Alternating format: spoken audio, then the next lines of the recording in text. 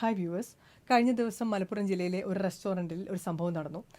അവിടെ എത്തിയ ഒരു കസ്റ്റമർ ഓർഡർ ചെയ്ത ഫിഷ് ഫ്രൈക്ക് സപ്ലയർ പറഞ്ഞ പ്രൈസിനേക്കാൾ കൂടുതൽ വിലയായിരുന്നു ബില്ല് കിട്ടിയപ്പോൾ ഉണ്ടായിരുന്നത്. അതിനെ തുടർന്ന് വാക്കുതർക്കവും അതിനെ തുടർന്ന് സംഘർഷവും ഉണ്ടായി.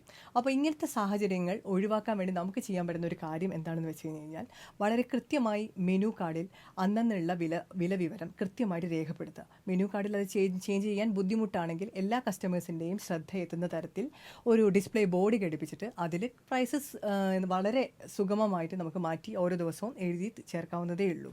അങ്ങനെ ചെയ്തില്ലെങ്കിൽ ഒരാൾ വളരെ ബ്ലൈൻഡായിട്ട് ഓർഡർ ചെയ്യേണ്ട ഒരു ഗതികേടിലേക്ക് ആളുകൾ എത്തും. അതുമാത്രമല്ല, അങ്ങനെ അവർ ഉദ്ദേശിച്ച ഒരു പ്രൈസ് അല്ലെങ്കിൽ അവരോട് സപ്ലയർ പറഞ്ഞ ഒരു പ്രൈസിനേക്കാൾ വലിയൊരു ബില്ല് അവർക്ക് കിട്ടുന്ന സമയത്ത് അവരുടെ ബ്രെയിനിൽ അവരുടെ ജസ്റ്റിസിന് ഹേർട്ടഡ് ആയുള്ള ഒരു ഫീലിംഗ്, അവരുടെ ഗട്ട് ഫീലിങ്ങിനും ജസ്റ്റിസിനും ഒക്കെ ഹേർട്ടഡ് ആയുള്ള ഒരു ഫീലിംഗ് ഉണ്ടാവുകയും അതാണ് അതിനെ തുടർന്ന് ഇമോഷണൽ ഇഞ്ചുറി ആയിട്ട് മാറുകയും അത് തുടർന്ന് സംഘർഷങ്ങളായി മാറുകയും ചെയ്യുകയാണ്.